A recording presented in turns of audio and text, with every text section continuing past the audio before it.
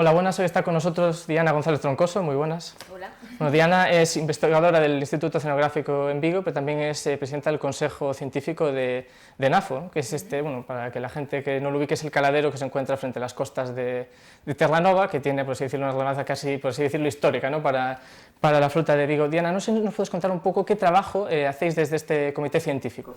Desde el comité científico lo que hacemos es realmente hacer las evaluaciones de las especies de interés para las flotas que faenan en NAFO. Entonces hacemos evaluaciones científicas para dar un consejo a la comisión de NAFO, que serían como los políticos, que son los que deciden la cuota de cada especie en NAFO. ¿Y cómo son estas evaluaciones? ¿Se hacen campañas ahí sobre el terreno, por así decirlo? ¿Se analizan los datos de distintos países? ¿Cómo funciona? Sí, NAFO ahora mismo tiene 13 partes contratantes, desde que Reino Unido se separó de la Unión Europea. Antes eran 12, ahora son 13. Y todos ellos tienen que dar datos sobre capturas y en general también sobre datos biológicos, de tallas o lo que tengan disponible al Consejo Científico. Entonces, en base a esos datos de capturas y de tallas y en base a observadores científicos que están a bordo de esos barcos, muchas veces, no todos los países tienen observadores a bordo, observadores científicos a bordo, pero los que los tienen nos dan datos muy valiosos. Y además, Canadá y Europa hacen campañas oceanográficas allí en la zona de NAFO, en la zona de regulación de NAFO, que es fuera de las 200 las 200 millas de Canadá, con los que nos dan, eso sí, esos realmente muchas veces las bases de las evaluaciones. Entonces son datos totalmente independientes de la pesca, datos que se llevan haciendo durante muchísimos años, con lo cual podemos ver la evolución real de las especies. Y ya te digo, se hacen 3 campañas desde Canadá y 3 desde la Unión Europea, que se hacen desde junio hasta agosto todos los años a bordo del Vizconde. O sea, que entiendo que este consejo en concreto tiene también esta parte de coordinación entre todas las partes, ¿no?, que hay. Sí, que a veces es muy complicado claro. conseguir que todas las partes contratantes den los datos a tiempo para el Consejo Científico en junio. A veces es complicado, pero bueno, generalmente se consigue sin problema. Y es también un caladero, bueno, sabemos que hay aguas muy frías, es también peligroso. Hace poco, de hecho, es donde naufragó el Villa de Pitanxo. No sé si eso también hace que sea un reto, por así decirlo, ¿no?, hacer estas campañas científicas en la zona. Es más complicado que en otros sitios, seguramente. De hecho, por eso las campañas se hacen en verano. Es una de las razones por las cuales las campañas se hacen en verano. El tiempo, aún así, es bastante impredecible, sobre todo hacia finales de agosto, que empieza la temporada de huracanes. Entonces, a veces es complicado.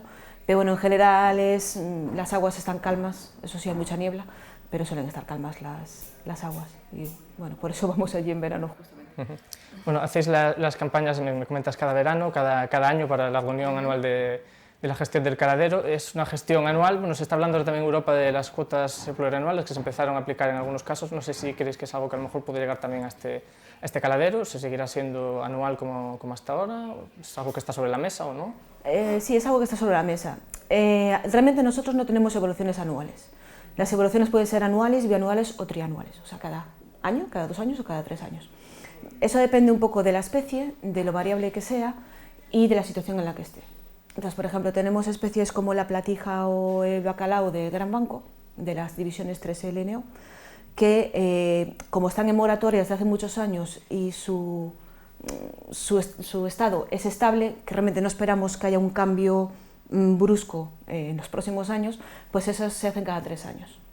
Los que son estables pero están abiertos a la pesca se hacen cada 2 años. Y luego hay especies como, por ejemplo, el bacalao de Flemish Cap, que está abierto a la pesca, es uno de los grandes stocks que hay ahora mismo en NAFO. Pues ese es un stock que es muy variable a lo largo de los años, porque depende muchísimo del reclutamiento. Entonces eso de momento lo estamos haciendo anualmente, pero por eso. Si en algún momento vemos que se estabiliza, pues lo podríamos hacer cada 2 años, pero como nunca se sabe bien qué va a pasar el año siguiente, preferimos hacerlo anualmente para evitar esa variabilidad que puede hacer que el stock colapse por culpa de eso. De hecho, en esta última reunión el tema del bacalao prácticamente se duplicó. La cuota, no sé si se debió a esto, ¿qué cambios hubo, ¿no?, para que se tomara una decisión así tan importante? Sí, se debió sobre todo a reclutamientos. O sea, el problema es en los últimos años ha habido pocos reclutamientos, pero hace 3 o 4 años hubo un pico ahí pequeño de reclutamiento que ahora se incorporó a la pesca. Entonces, claro, eso hizo que la biomasa total del stock aumentara, con lo cual permitió mayor cantidad de capturas este año. Pero como depende muchísimo del reclutamiento, no se puede prever realmente qué va a pasar el año que viene. Y bueno, te quería preguntar también por el fletán, ¿no? Que es una de las especies que, bueno, de las que capturaba principalmente la flota de Vigo hace años. Ahora mismo la cuota está en mínimos, aunque está un poco estable este último año. ¿Cuál es la situación de esta especie que ha llevado a que se pueda pescar mucho menos de lo que se pescaba hace 2 décadas? Es que hace 2 décadas el esfuerzo pesquero era demasiado alto para esa especie, y de hecho lo que estaba haciendo es que la especie bajara muchísimo su biomasa. Entonces realmente ahora lo que hemos conseguido es estabilizarla. O sea, realmente es lo que tú dices, en los últimos años ha estado muy estable, en torno a las 15.500 toneladas, y yo creo que es el rendimiento óptimo de este stock. Realmente las campañas no nos dicen que vaya más ni que vaya menos, está estable, con lo cual realmente yo creo que es una buena cantidad de toneladas las que se pescan ahora, y lo que había antes era insostenible. O sea que las sensaciones que os dan los datos, estos análisis, son que más o menos esta es la población de fletán que puede haber en este caladero, y eso es lo que se puede pescar de manera... Con los datos que tenemos ahora, los modelos que tenemos ahora, es realmente la mejor cantidad de fletán que se puede pescar para el bien del stock. Bueno, que es una pesca que se hace en este caladero, por lo menos la flota de Vigo, principalmente con barcos arrastreros, ¿no? Que se habla mucho también sobre si es un tipo de arte sostenible o no. Bueno, siempre la flota nunca niega el impacto, también lo que ponen por contrapartida es la capacidad de generación de alimentaria, ¿no? Que no tienen otras artes. No sé, en tu opinión, ¿crees que se puede hacer una pesca de forma sostenible, ¿no? con el arte del arrastre? Yo creo que sí, pero depende de muchos factores también. Hay muchas pesquerías que son muy mixtas, con lo cual es muy difícil pescar una especie sin pescar la otra. Esto pasa, por ejemplo, en la pesquería de la limanda, que tiene asociada mucha pesca de platija. La limanda ahora mismo está abierta, pero la platija está cerrada, con lo cual, si estás pescando mucha limanda, estás también pescando platija. Realmente, yo creo que lo que tenemos que hacer es buscar artes más selectivos para cada especie, intentando, no sé cómo realmente, no soy experta en el tema, pero intentando eso, que cada arte fuera selectiva para su especie, para así poder pescar unas especies pero recuperar otras que lo necesitan. Bueno, en NAFO también hay, por así decirlo, estas zonas, ¿no?, de ecosistemas marinos vulnerables protegidas, ¿no?, para distintas... No sé, ¿me puedes explicar un poco cómo funcionan estas zonas cerradas, este tipo de pesca, y por qué se toman estas decisiones? Estas decisiones, NAFO empezó, creo que fue en el 2008, cuando empezó a tener en consideración los ecosistemas marinos vulnerables, y las primeras áreas cerradas fueron en el 2010.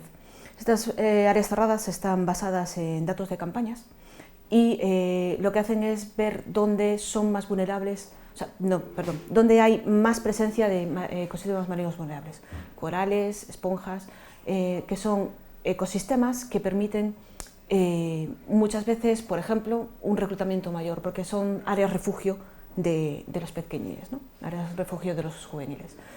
Entonces estas áreas son muy importantes justamente por eso, pues aparte de eso pues pueden estar contribuyendo, por ejemplo, a absorber el CO2 del agua, lo cual a limpiar el agua. Nos dijeron este año un dato que era, no me acuerdo exactamente la cantidad, pero que una esponja podía filtrar como 20.000 litros de agua al día, y eso, claro, lo que hace es limpiar el agua, o sea, limpiar realmente el caladero. Entonces, estas áreas es muy importante, y estas especies es muy importante protegerlas para la pesca. Entonces lo que se hizo fue buscar eso, sitios donde había masas críticas de este tipo de especies, y protegerlas al arrastre de pesca, a la pesca de arrastre. Y la implementación ahí se ha realizado sin problemas, ¿no? Porque, por ejemplo, aquí en Europa hubo cierto conflicto, ¿no?, con el sector por unas zonas 87 zonas que cerró la Comisión Europea, hubo bastante reticencias del sector por cómo estaba planteada la norma. En NAFO no hubo este tipo de problemas. Bueno, los cierres supongo que nunca se... Exactamente, alguna reticencia hubo, pero realmente eso, te estoy hablando de que cuando se cerraron estas áreas a la pesquería, NAFO ya llevaba varios años trabajando en ello, hizo un estudio científico exhaustivo de qué áreas podían ser cerradas y no ser cerradas, y de hecho se intentó cerrar lo máximo posible áreas que no afectaran a la pesca, pues áreas o muy rugosas o áreas por encima de los 2000 metros al cual la flota no va. Entonces, bueno, en ocasiones no fue posible porque hay zonas donde sí iban los barcos pesqueros y había mucha concentración de ecosistemas marinos vulnerables, con lo cual se cerraron igual, pero en general no afectaron mucho a la huella de la pesquería, y yo creo que hubo consenso de que el estudio científico estaba muy bien basado, porque estaba basado eso, en datos independientes de la pesca, campañas científicas, y que, vamos, que no había duda de que había que cerrar esas zonas. Además, las áreas que cierra NAFO son temporales, o sea, se hace una reevaluación cada, creo que son 5 años, para ver si realmente esas áreas siguen siendo vulnerables o si ha habido algún cambio que permitiría abrirlas a la pesca o lo contrario, ¿no? Hacerlas más grandes para que estos ecosistemas se sigan regenerando y viviendo. Y bueno, una pregunta que te tengo que hacer también como investigadora experta en el ámbito del mar, ¿cómo estás siguiendo el tema del vertido de los peces aquí hace poco? No sé si te preocupa o no. Hombre, me preocupa como a todos, pero también creo que hay muy poca información científica a nivel general. O sea, realmente yo aún no sé si esos peles son malos o no son malos. Evidentemente no es mi área, porque yo soy pesca, esto es más contaminación. Entonces yo creo que debería haber un informe científico disponible para todo el mundo que nos dijera exactamente qué consecuencias puede tener esto. Todo el mundo sabe qué consecuencias puede tener un vertido de gasóleo, por ejemplo. Entonces, ¿qué consecuencias puede traer esto? ¿Es peligroso o no es peligroso? Pero sí, preocupada. Estoy como todo el mundo, al menos los que viven al lado del mar. Claro. Bueno, pues Diana, muchas gracias por haber venido a explicarnos un poco, ¿no?, cómo se gestiona todo el ámbito científico en este caladero tan importante para Vigo. Muchas gracias.